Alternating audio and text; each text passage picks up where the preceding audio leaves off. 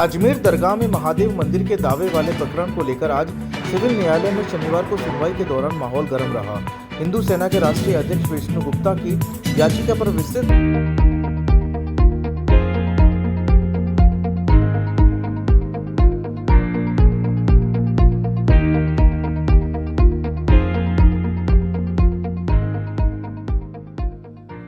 बहस हुई।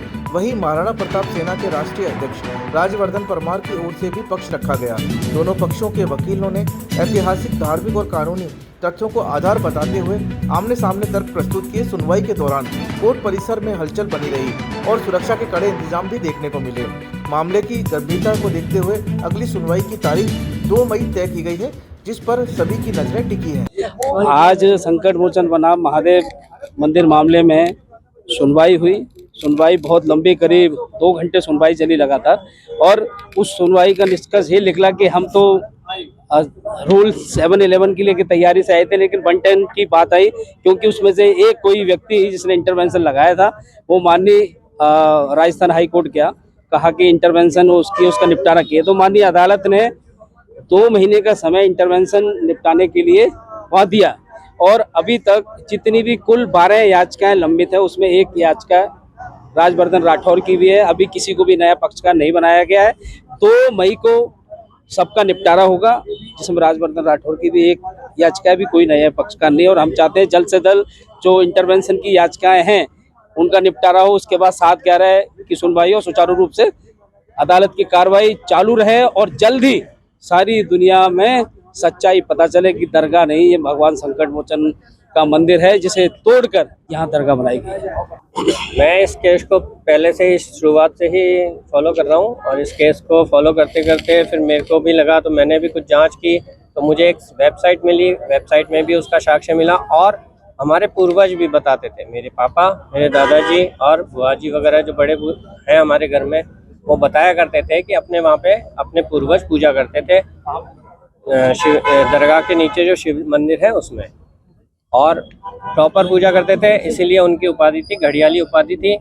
घड़ियाली उपाधि दी जाती थी। आज भी पेपरों में, दरगाह के पेपरों में घड़ियाली उपाधि है, पर उनको कोई और पूजा कर रहा है, और धर्म के लोग पूजा कर रहे हैं। ये चीज़ें अभी जांच का विषय है। ये 1850 करीब का था जी। अब मेरे परदादा जी जो हैं वो नतमल जी तिवारी हैं, और उनके पापा तब संपूर्ण जीवन काल में पूजा करते थे, और वो 17 वर्ष की आयु तक पूजा करते थे। उसके पश्चात वो आर्य समाजी हो गए थे। महर्षि दयानंद जी उस समय आए थे अजमेर शहर में, तो उनके प्रभावित होकर उन्होंने आर्य समाज ज्वाइन कर लिया था, और परदादा जी ने किसी और को संभलाया था। ये अपने ही धार्मिक में ये मंदिर संभला दिया था। वो चीज़ बाकी आगे जांच का विषय है। अभी मैंने केवल एज गवाह पे जो वेबसाइट में मैंने देखा है, उस चीज़ को, उस चीज़ के जो तथ्य मिले हैं वेबसाइट पे किताब के थ्रू, वो मैंने इनके साथ पेश कराए। मैंने अपनी तरफ से नहीं, अभी कुछ नहीं है। मैं जैसे जैसे केस आगे बढ़ेगा तब वैसे वैसे चीज़ें आएगी सामने। आपके दादा थे या उन्होंने कभी नहीं बताया था? मेरे परदादा जी आर्य समाजी हो गए थे, फिर उन्होंने अपने बेटे को, जो मेरे दादाजी हैं, इतने साल हम यहीं थे। बाकी अभी जो इन्होंने केस उठाया है, और माहौल भी ये हुआ है कि हाँ थोड़ा सा बोल पा रहे हैं, नहीं तो आप जानते हैं पिछले 60-70 सालों में तो क्या हाल था, इसलिए। और दूसरी चीज़, जब इन्होंने मुद्दा उठाया तो हम उसके सपोर्ट में आए, ये सोच के। आज जो हमारी याचिका महाराणा प्रताप सेना, जिसके राष्ट्रीय अध्यक्ष राज्यवर्धन सिंह परमार के द्वारा यहाँ लगाई गई थी, उस याचिका को स्वीकृत होने के बाद से एक तथाकथित व्यक्ति महाराष्ट्र से चलकर यहाँ आता है और एंटी सोशल एलिमेंट्स हैं, असामाजिक अपमानजनक, असंसदीय, गैर कानूनी भाषा का इस्तेमाल वीडियो में करता है, जो वीडियो माननीय अदालत ने आज देखी, और वीडियो चलाई गई माननीय अदालत में, और अदालत में माननीय सुनवाई के दौरान माननीय न्यायालय ने अजमेर के एसपी साहब को आदेशित किया है, ऑर्डर किया है उस वीडियो को चलाने के बाद। और उस वीडियो को चलाने के बाद ही देखा गया कि किस तरह से कोर्ट को, माननीय न्यायाधीश को, जो उन्होंने पिछली बार आदेश किया था, उसमें ऐसी अपमानजनक, अश्लील, गैर कानूनी, भद्दी भाषा का इस्तेमाल किया गया, जिससे आम जनमानस में न्यायपालिका, न्याय की लोकप्रियता, न्याय के प्रति विश्वासनीयता का खंडन होता है। इसीलिए उसने एसपी साहब अजमेर को तुरंत आदेशित किया गया और वहां लोकल पुलिस स्टाफ के सभी लोग, जो डिप्टी एसपी उपस्थित थे, उनको आदेशित किया गया वो शीघ्र से शीघ्र ऐसे व्यक्ति के खिलाफ कठोर कानूनी कार्रवाई करें।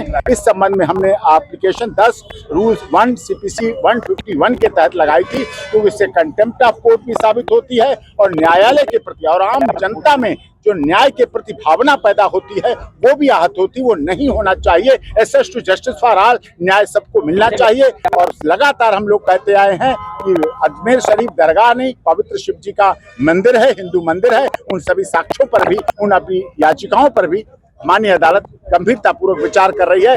अगली तारीख 2 मई इसमें निश्चित। क्या आप नहीं चाहेंगे कि आपने जेईई और नीट के क्वेश्चंस इसी तेजी से सॉल्व करें? मोशन अजमेर में हम उन्हीं कोटा के फैकल्टीज को लेकर आए हैं जो आप जैसे ही हजारों बच्चों का जेईई और नीट क्लियर करवा चुके हैं। तो अभी रजिस्टर करें मोशन अजमेर, क्योंकि मोशन है तो भरोसा है। गाड़ी को पेट्रोल चाहिए और सर्विस पर चाहिए सेविंग्स, तो आइए श्रीनगर रोड के रिलायंस पेट्रोल पंप अजमेर पर, और जैसे ही आप करवाते हैं टैंक फुल, अजमेर ऑटो और अजमेर होंडा देते हैं आपकी पेड सर्विस के लेबर चार्जेस पर 15% special discount. Offer valid for limited time.